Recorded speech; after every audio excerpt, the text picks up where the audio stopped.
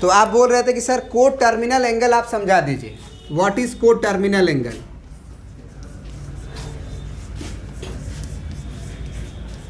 देखिए को terminal angle क्या होता है, ANGLE, नाम से ही क्लियर है। देखिएगा अगर ध्यान से, तो को मतलब होता है एक ही, को मतलब एक ही, जिसका एक ही टर्मिनल साइड हो। अब एंगल जो होता है जब स्टैंडर्ड फॉर्म में आप लिखते हो, तो जैसे हम बोलेंगे 30 डिग्री बनाओ, तो स्टैंडर्ड फॉर्म में आप क्या करते हो, सबसे पहले पहला रे जो होता है तुम अपने एक्स एक्सिस पे रखते हो, और इससे मान लो 30 डिग्री घूमना है तो इतना घूम गए, ये 30 डिग्री हो गया। अब एक और एंगल लो जो इस 30 डिग्री के इक्वल ना हो, लेकिन उसका भी टर्मिनल साइड वही हो। जैसे इस 30 डिग्री को बनाने के लिए हम बोलेंगे इनिशियल साइड कौन है, रे का, तो रे का इनिशियल साइड है तुम्हारा ये ओ बोल दो और इसको पी बोल दो, तो इनिशियल साइड ये हुआ। और इसी 30 डिग्री को बनाने के लिए टर्मिनल साइड कौन होगा, मान लो इसको हम क्यू बोल दिए, तो ओ क्यू हुआ, तो इसको हम बोलेंगे टर्मिनल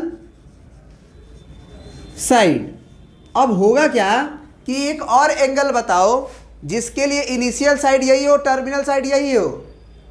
तो उसके लिए क्या करना होगा कि तुमको इनिशियल साइड तो बदलना नहीं है, तो यहाँ से आप एक फुल रोटेशन ले लो, आप फिर एक बार और घूम जाओ इतना डिग्री।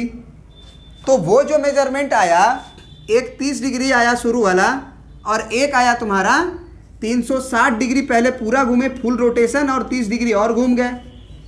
तो क्या ये दोनों एंगल के लिए इनिशियल साइड और टर्मिनल साइड सेम है? तो initial side terminal side same हो और एंगल अनइक्वल हो, एंगल बराबर नहीं हो, हम कभी भी 30 डिग्री को इसको जोड़ के बताओ कितना आएगा, 330 और 30 390 आएगा। क्या ये तुमको लग रहा है कि 30 डिग्री 390 डिग्री के बराबर होगा? नहीं, 30 डिग्री 390 डिग्री के बराबर नहीं हो सकता है ना। लेकिन इन दोनों एंगल को जब हम लोग बनाएंगे तो ये दोनों एंगल का initial side and terminal side same होगा। तो को टर्मिनल एंगल को ऐसे डिफाइन किया गया कि एंगल्स जो अनइक्वल हो, एंगल्स जो अनइक्वल हो, बराबर नहीं हो, लेकिन उनके इनिशियल साइड और टर्मिनल साइड बराबर हो, माने सेम हो। वो कब पॉसिबल है? जब हम बार बार रोटेट करके उसी पे आए। बात समझ में आ गई? को टर्मिनल एंगल बोलिए। अब जरा देखो, 270 डिग्री एंगल है हमारे पास और एक है -90 डिग्री। आपको मालूम है कि स्टैंडर्ड फॉर्म में एंगल लिखना है आपको, तो 270 डिग्री का मतलब आप पहले अपना एक रे को कहाँ रखोगे, ओ ए को पॉजिटिव एक्स एक्सिस पे, और वहाँ से 270 डिग्री घूमना है। तो ज़रा सोचो, प्लस 270 डिग्री है तो एंटी क्लॉकवाइज घूमना होगा, तो ये 90 डिग्री हुआ, ये 180 डिग्री हुआ, और ये आपका 9 9 18 9 90 में अगर 3 का गुना करोगे तो 270 आएगा। तो इसका मतलब जो टर्मिनल साइड हुआ ये हुआ पॉजिटिव नेगेटिव वाई एक्सिस। तो मान लो इसको ओ ए बोले, इसको ओ पी बोल दो। अब जरा देखो, इस एंगल को बनाने में भी इनिशियल साइड हमारा ओ ए यूज हुआ और टर्मिनल साइड हमारा ओ पी यूज हुआ। टर्मिनल साइड हुआ ना।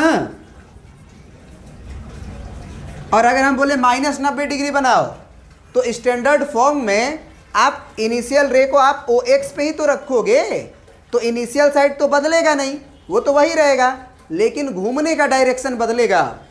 क्योंकि अब -90 डिग्री हो तो घड़ी जैसे चलती है वैसे चलेंगे तो वो नेगेटिव एंगल होता है। तो घड़ी कैसे चलता है तुम्हारा, 12 के बाद 3 बजता है, 3 के बाद 6 बजता है, 6 के बाद 9, मतलब ऐसे घूमना है। मतलब यहाँ से आप ऐसे घूम जाओ।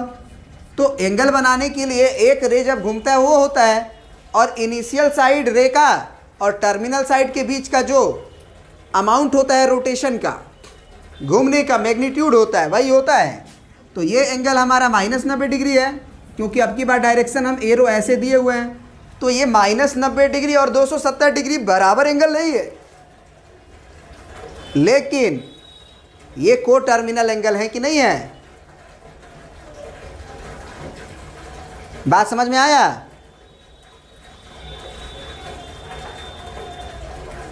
को टर्मिनल एंगल अब समझ में आ गया?